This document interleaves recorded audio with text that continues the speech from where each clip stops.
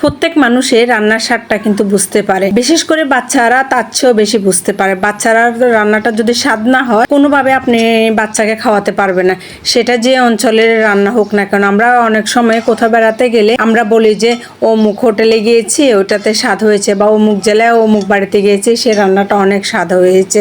আসলে অবস্থান ভেদে এক এক অঞ্চলের স্বাদ এক এক রকম, আর আমরা সেটা খেয়ে কিন্তু বুঝতে পারি স্বাদটা কেমন হয়েছে।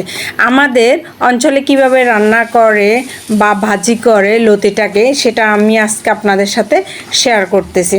এখানে পেঁয়াজ বাটা, রসুন বাটা এবং আদা বাটা, কাঁচামরিচ বাটা আমি সরিষার তেলে একটু ভেজে নিচ্ছি। হালকা ভাজা হয়ে আসলে আমি মশলাগুলো দিয়ে দিচ্ছি। এখানে হলুদ গুঁড়ো, মরিচ গুঁড়ো এবং ধনিয়া গুঁড়ো। হলুদ গুঁড়োটা আমি কম দিয়েছি, ধনিয়া গুঁড়োটা একটু কম দিয়েছি, আর মরিচ গুঁড়ো যেহেতু আমি কাঁচামরিচ বাটা দিয়েছি সেজন্য কম। যা আসলে এই রান্নাটা বা ভাজিটা কম মশলাতে অনেক স্বাদ হয়, আর স্বাদটা বাড়িয়ে দিবে একমাত্র এই শুটকিটাই। আমাদের অঞ্চলে এই শুটকি দিয়ে এই বাজারটা করে। আপনাদের অঞ্চলে কে কীভাবে করে, আবার অনেকে চিংড়ি মাছ দিয়েও করে। আমি যখন ভাজি রান্নাটা করি তখন আমি সাথে চিংড়ি মাছও দিই এবং শুটকি তো দিই। অবশ্যই শুটকি আমাদের কচু বলেন এবং কচু লতি বলেন আমরা দিয়ে থাকি, না হলে আমাদের কাছে খেতে মজা লাগে না। আর আমি এই লতিগুলো হলো বড় বড় যে কাঠকচুগুলো বাজারে বিক্রি করা হয় সেই কচুগুলা লতি আমি এখানে ভাজা করব, কারণ আমার কাছে মনে হয় যে এই লতিগুলা গলাটা একটু কম ধরে, যারা গলা ধরে তারা কিন্তু এটা খেতে পারে না লতি আইটেমটা।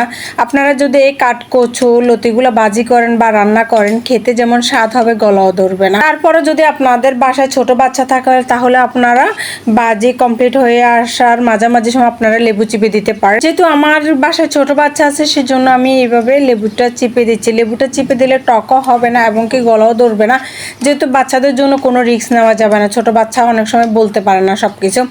আমি এভাবে মাখা মাখা করে ভাজিটা করব, আমি একদম টেনে নেব। আবার অনেকে বলেন যে লতিগুলো বাজার সময় নাকি ভেঙে যায়। আমি আপনাদেরকে দেখে দেবো। দেখেছেন আমার লতিগুলো একদম ভাঙে না, আর আমার বাজারটাও কমপ্লিট হয়ে গিয়েছে। এখন আমি আপনাদেরকে একটা প্লেটে নিয়েও দেখাচ্ছি। আমার লতিগুলো একটা লতিও কোনোভাবে ভাঙে না এবং সিদ্ধ হয়ে গেছে। দেখতে এটা যেমন সুন্দর লাগছে, এটা খেতেও কিন্তু অসাধারণ লাগে। বিশেষ করে এটা গরম ভাতের সাথে যদি আপনি একটু লেবু চিপে দেন তাহলে খেতে আরও দুর্দান্ত লাগে।